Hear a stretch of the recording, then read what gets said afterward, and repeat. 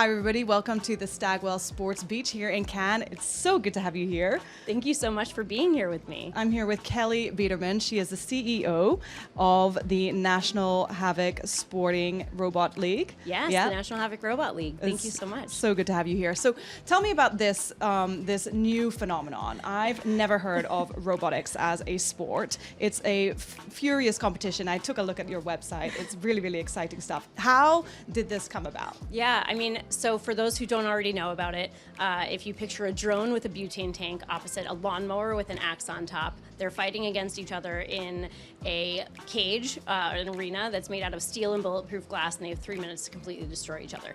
That's what robot fighting is.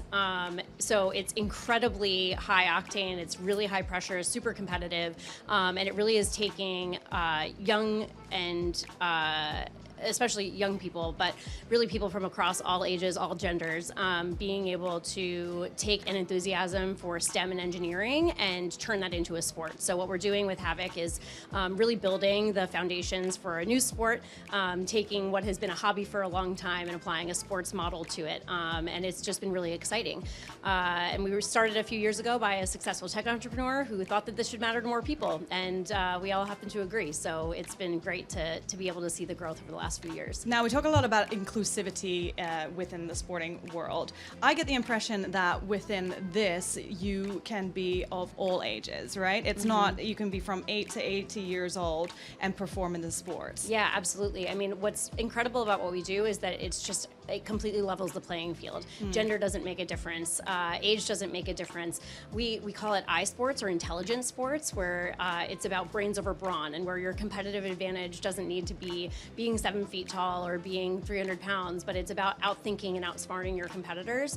And that doesn't require you to be any particular size or age or gender. And it's really something that I think I'm so excited for the fact that women's sports has finally gotten its due, but I'm also kind of waiting in the wings a little bit on what's next for that is, you know, kind of removing that gender barrier in sports, and we're primed for that. And there are so many other tech sports that, you know, whether it's drone racing or whether it's auto racing, like there's really a lot of that genderless, you know, ageless barrier that we're just really excited to be a part of. How does one get involved in being an athlete in this world? So lots of ways, but we actually just launched our first physical product in Havoc Academy, so that's one pathway in.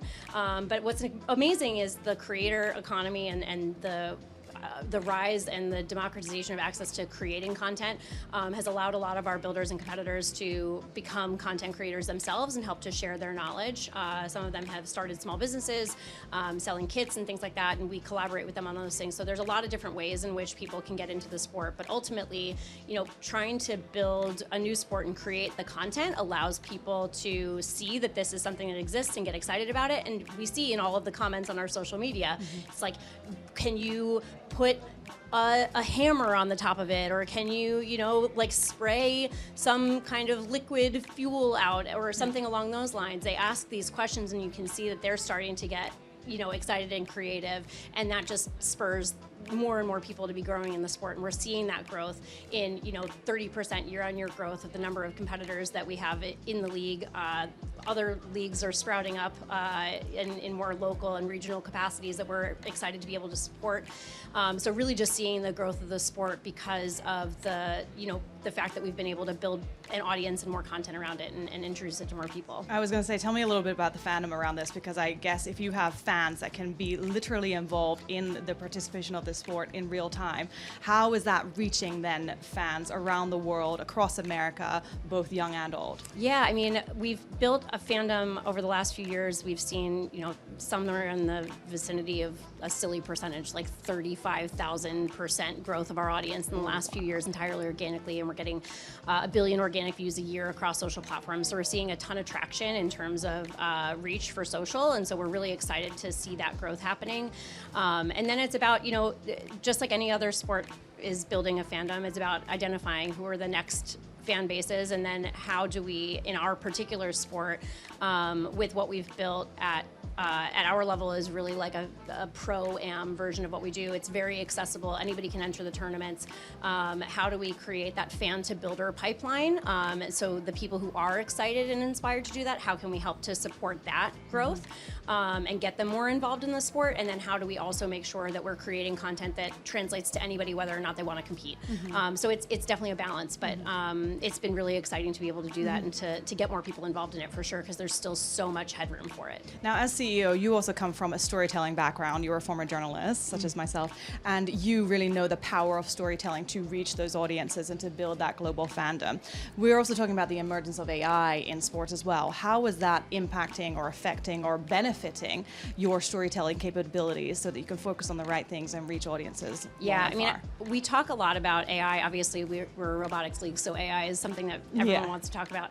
And I think there are a few things that we use AI for, but I think that the way we talk about it a lot is AI is allowing us to do 80% of our work more efficiently. And so there's a ton that AI allows us to do with more cost effectiveness, with more speed. But there's still 20% of that work that is super creative and that really needs a human lens to apply to. And what's great about AI is that it frees up some of that 80% for us to apply more to the creative side of what we're doing. So you see that in our storytelling, you see that in our production quality. By automating processes around content creation, we're able to produce more content faster to get more stories out there. We're able to produce more, we're able to experiment more with different ways that we want to handle live production, new camera angles, things like that free up resource and free up our bandwidth for those things. And then you're also seeing it in terms of, the builders and their robots. They're able to use autonomous software in really creative ways. And so autonomy is relatively new in our sport. We have seen, it really ranges on a spectrum. We have seen fully autonomous robots, but we've also seen some of the most creative applications are people who are using, for instance, autonomous vehicle software in their robot to be able to handle and make their robots drive in a more stable way.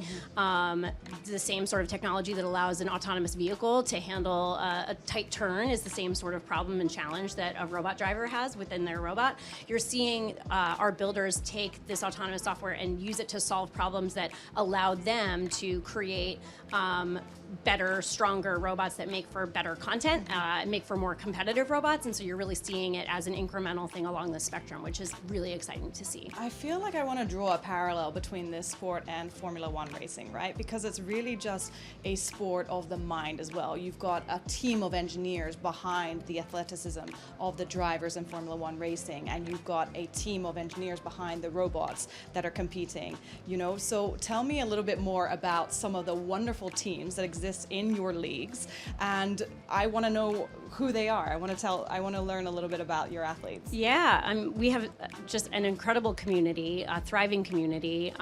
We have I can't even give you a total count at this point, but we have about 150 robots at each competition, which translates to about 400 to 500 builders per competition. So you're talking about people from all over the world who travel in to compete at our events, and they really range demographically from kids as young as 4 competing with their parents through to people who are 84 and retired and doing this as a hobby. So you really see a wide range. I would say that a big contingent and a really growing contingent is the college leagues and the college teams that are coming to compete with us. About 55% of the robots that have competed with us so far in the 2025 season come from college teams, which is a huge growth for us to see. And what's amazing about the college teams is they also tend to be a little bit more diverse, and we're bringing in more women, and that's just incredible to see, obviously, as a woman running an organization in STEM and sports, where obviously that's been a challenge. It's super exciting to be able to see that growth happening, and so really enjoying seeing the growth of the college teams and really looking at how we can apply that into expanding into things like a pro and a college league in the coming months. I think it's also exciting because you're including athletes from around the world. Is that correct? Yes. Our tournaments are open to anybody, so people have traveled from nearly every continent to come and compete with us, and it's just great to see the enthusiasm. And what's the dream end goal here then? Is it to bring this global? Is it to bring the fandom to different parts around the world and speak to the audiences that you have then building around those places? Yeah, I mean, I think it's about us really right now with what we have, being able to get more eyeballs on that. And really being able to see how adding in, the support for the local and regional competitions all the way through to launching a college and a pro league, being able to see that you have the same end-to-end spectrum that you would have for any other sport, like a community basketball court, all the way through to the NBA. Mm-hmm. What does that look like for robot fighting, and what role do we play in that, and how do we make that happen? So it's just been, it's been really exciting to be able to see that manifest.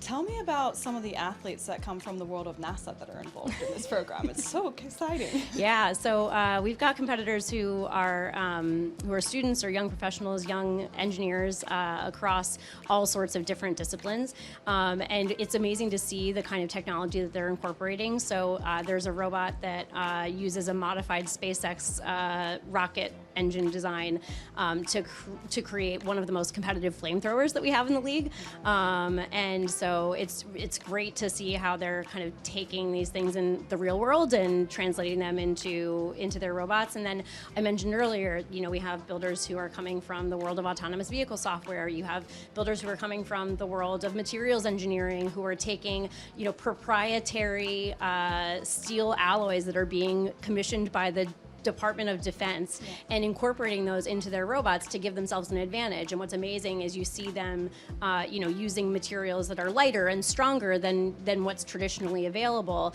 to create a competitive advantage, and then seeing all of the other competitors continue to level up what they're doing to be able to compete against that, and take them down after a triumphant series of wins. So it's great to be able to see them competing with each other, competing just like any traditional athlete would, trying to just constantly level up their game. And so it's just great to be able to build a sport for people who might be underserved by traditional sports. It's so exciting, such an incredible sport. Tell me how people get involved with a sport like this. So you can find us on all social media platforms. You can find us on TV via Cheddar, via ESPN, and you can find us on TikTok, YouTube, Instagram, NHRL or National Havoc, and you can also find our website, nhrl.io.